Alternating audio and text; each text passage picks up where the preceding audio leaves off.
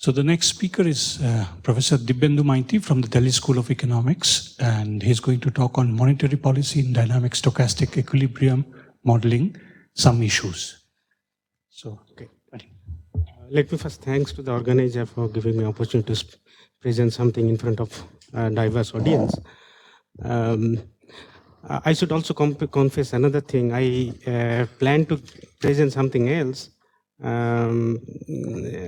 which is definitely here, but I thought after hearing a couple of you that the most suitable topic would be something on what I'm going to talk now. Day before, I think day before yesterday, Joydev introduced kind of monetary policy mechanisms, but he hasn't explicitly introduced a framework. And Tomar actually has also presented something a little bit advanced, but I'm going to give you a bit of some structures that may have some interest on you, for you. Why I'm telling? Because last couple of days when we presented, we tried to analyze monetary and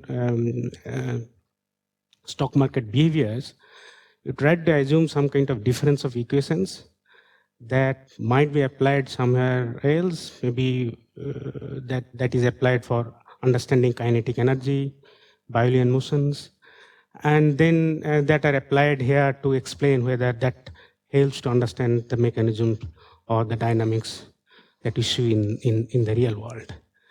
But I'm trying to bring the same type of difference of equations, but using much more micro-founded or agents behaviors. And that dynamic stochastic modeling gives some kind of framework.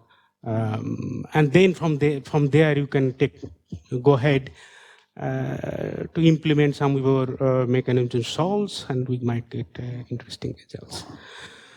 Okay, so Delhi schools, I think you also know we teach, but we do research for fun only. This is not our mandate. Okay. My work largely related to understanding agents, and we try to interact agents in general equilibrium framework. I worked on deterministic way, but stochasticity, I could definitely add the stochasticity, then it will actually become a general stochastic. It's not really far from deterministic. Okay, I was motivated to do some work on that when Urjit Patel have come up with specific prescription that central bank prime objective to now the inflation stabilization, which is now named after inflation targeting.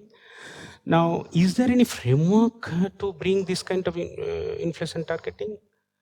People not really aware of that. And is there any specific objective behind inflation targeting? Yes, there is definitely a sophisticated objective. Whether this is implemented or not, that's a different one. What has been actually driving force behind bringing this kind of inflation targeting policy? I'll try to give a bit of flavor on that. Okay, now, if you look at, simply plot growth or inflation, these are main macro variables, and we'll get that kind of fluctuations. Now, so this is simply the fluctuations mostly around the trend. Now these fluctuations, suppose, if you are supposed to move along that line, but if you get some kind of negatives of here, that will create some kind of cycles. Okay, if you get positive shocks, then you'll get some cycles. Now obviously there will be some kind of random shocks that is taking you to the trend line. If you are when you have already got negative shocks, there could be some inherent process.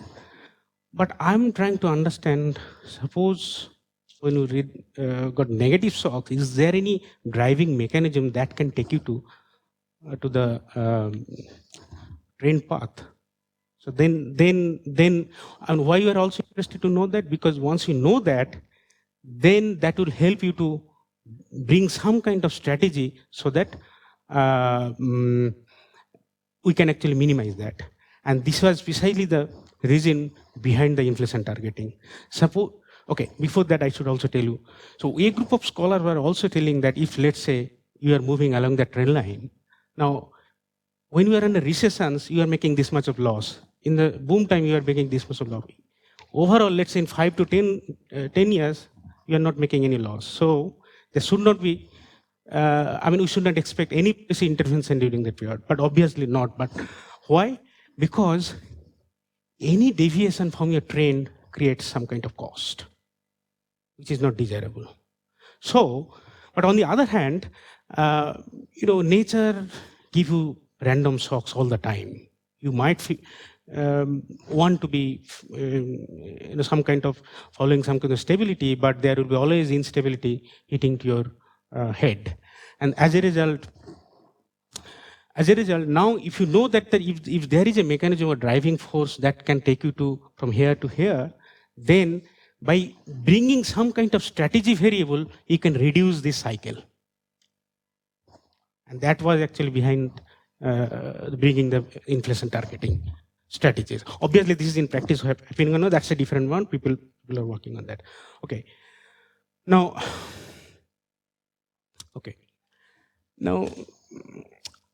so let's start understanding agents. Now, the basic DSG model assumes 3 agents. You have household consume something and consume that are produced by farms. So farm supplies and household demands, and at the same time household supply labors, and that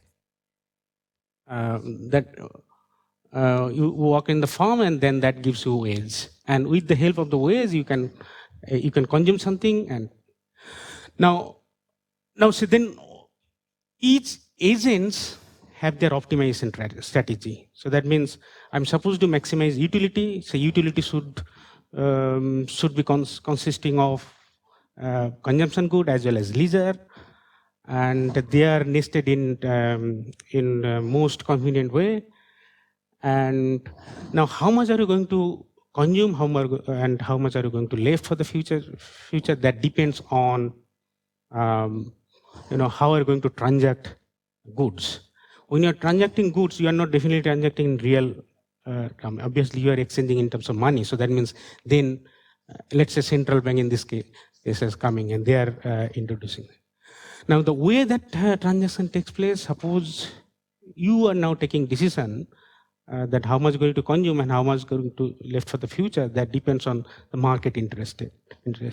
How market interest appears here. Suppose you earn $100, you can consume 70. Now 30 could be spent for bond. And if you spend bond, then bond is going to give you the market interest. Now, if bond is giving a high interest rate, then you might be tempted to consume more, consume less. And then that means saving less, then you are leaving more money for the future periods.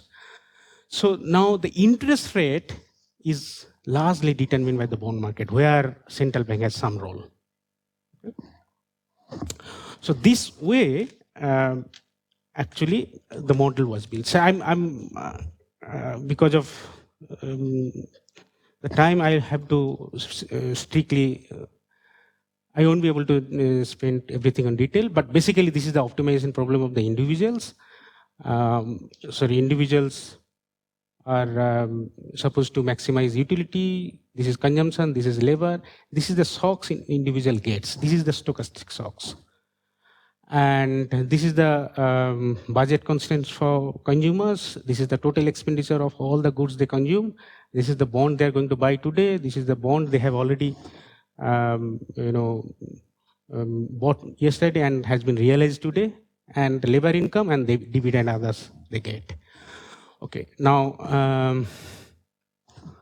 sorry, this is the budget constraint. B is the bond you buy today. Yeah. Okay, this is you got. Now, okay. Now, if you simply optimize that, you will basically get these two optimality conditions. These two optimality conditions, and this is basically Euler's equations. And now here I haven't assumed any specific utility function.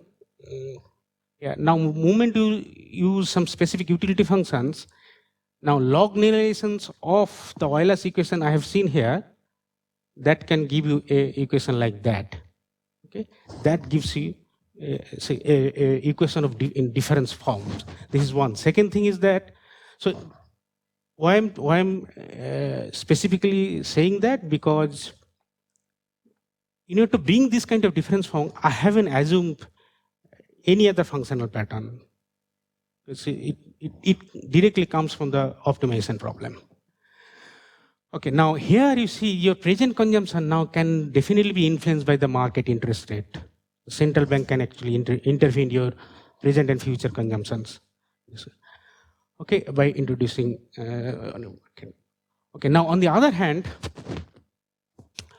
so this is basically when how much I'm supposed to be consuming, and that means how much I'm going to demand that to be produced by the farms actually coming from here. But at the same time, farms should also see how much supposed to be supplied.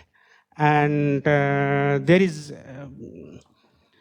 a specific way to model that. I'll briefly summarize that, but I won't introduce much of the math. Now, it has been seen that farm doesn't change their price the way market dictates. Farm always change their price in staggered manner. So suppose if you go to any shopping malls, you see the prices. Now, I mean, next day, maybe let's say this heavy rainy day, no customers are coming around, but still the price remains same. They don't change the price depend whenever the market changes. So they usually, decide that suppose when they decide some kind of optimal price to be quoted today, that will prevent at least some period. Okay, and that calls price stickiness. Now, when they're so what is supposed to be the optimum price that's supposed to be and going to be prevailing for next couple of months, that depends on how you are seeing that the marginal cost to your production is supposed to be inflated when you are not going to change the prices. So that means when you're deciding that today this is supposed to be optimum prices, then you are basically considering what is supposed to be marginal cost, let's say, after a couple of months when I'm not going to change them. So that has to be actually considered. I'm not actually going to discuss all those model in detail, but that's basically the precisely has been done here. I'll only show this one. So after doing all those kind of manipulations, basically price change has been reflected the pie, which gives you the basically inflations. So the inflation, since what I said that if you are going to decide price today, then basically you are considering the marginal cost changes to be happening in next couple of months. So as a result, today the inflation very much depending on what is going to be happening tomorrow. Okay, so this is basically the supply functions between them. So the demand function we have already seen. Now, if you simply replace C by Y, that gives you the demand function, and that gives you the supply functions. Okay, and now, okay, now this gives you a kind of equilibrium systems. Now, in this equilibrium system, so what I'm supposed to solve? I'm supposed to solve output and inflation. Now here, both output and inflation very much dependent on the value that you haven't seen. The future forward-looking expectations actually coming to that. This is one. Second thing is that this is your random disturbance or stochastic shocks that are being hitting to the economy. Now, so how are we going to solve that? Now, so if you know, since you assume specific utility production functions, if you replace that, then you can definitely get some kind of, for one kind of shocks, you might always be able to get this kind of stochasticity. I can show also here. But is there any proper mechanism solved? Because your output today, you are going to consumed are very much depending on the futures. So is there any way? I don't know. I mean, you have to take this exercise to solve, but we know some kind of techniques that calls the guess method, and I usually call that a hammering method. Hammering method, suppose you are going to open up bolt. So first, if you can't do, then you have to hammer. Sometimes, then obviously it will be loose, and then you can open it. So we know some of those techniques. So we usually guess this what is supposed to be the guess value, then we try to iterate and solve. This is one. Second thing is that now what would be the assumption of your the random disturbance? This is the composite of couple of disturbance terms that you can. One is the reference shocks, another is the technology shocks, and third one is the monetary policy shocks. Now, what would be the shape of these shocks? Now, usually in the literature, traditional literature, shocks are assumed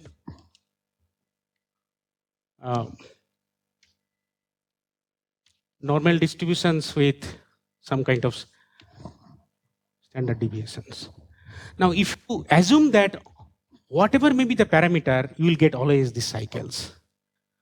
But you cannot this kind of cycle. And that tells you the financial crisis. So that means if you have these kind of characteristics, you won't be able to. Tumar actually has presented something where you can consider some kind of frictions that actually tells some story why you are going to come to this kind of stage. But without disturbing things, first of all, if you want to really estimate that and want to project this kind of trend, then definitely you have to do something with the disturbance terms. Now, one way could be that you observe some kind of random disturbance terms and see. Obviously, you don't know whether this will follow normal distribution, Poisson distributions, or the standard deviation. Any standard deviation you can think of. It could be any kernel distribution. Then you consider, let's say, higher order movement in the distribution. That when along with the standard deviation, you also introduce movement at kurtosis. Then you can at least get something like that. That can tell. So this was one of the criticism that the DSG model is faced, because DSG model can always project some kind of cycles, but that cannot predict financial crisis like that. But people are working on that. And what I'm actually doing, obviously I cannot present anything. Similar to, let's say, Tumar was trying to say, that I'm trying to consider informal agents, because when you produce something, if you want to really understand in model Indian economy, you cannot ignore informal sector, because informal sectors gives 80% employment, 40% GDP. And now any shocks that you see, let's say if you consider demonetizations give positive shock, let's say, to the formal sector, but negative shock to the informal sectors. So that kind of heterogeneous shocks are actually occurring to that. Now, how heterogeneous shocks supposed to be modeled? We are trying to do that, but we haven't done. But as I did mention, suppose if you want to model so with some kind of parameter, if you want to get some projection, let's say there is a positive shocks here, or let's say here, what would be the cycle? How much it is going to take to come back to that steady state? That I can easily solve. Somebody was actually asking these kind of questions. I could look that. Now, more important that, since you have that particular variable,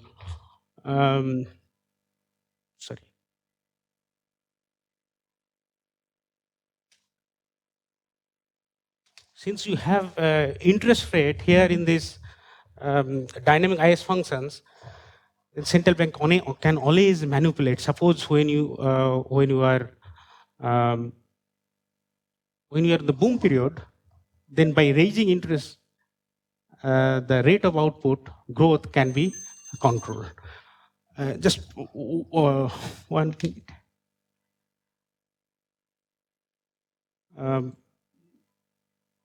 Okay, so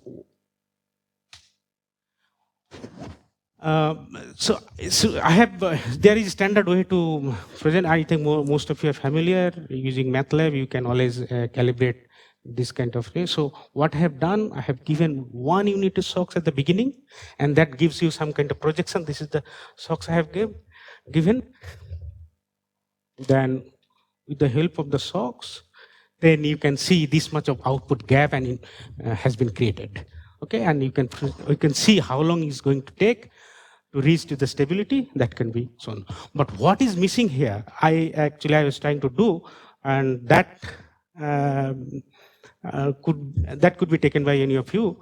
See, if I introduce this higher order movement, so obviously the disturbance may not give you some kind of stable property. I tried with some variables, then the system is blowing up, I'm not getting any solutions. So what should be the basis of getting this normal distribution? Now nonlinear, obviously it has to be nonlinear. What would be the best way to capture this nonlinearity? But can we assume something which I haven't seen? That is definitely in questions. Okay, then I should definitely stop here.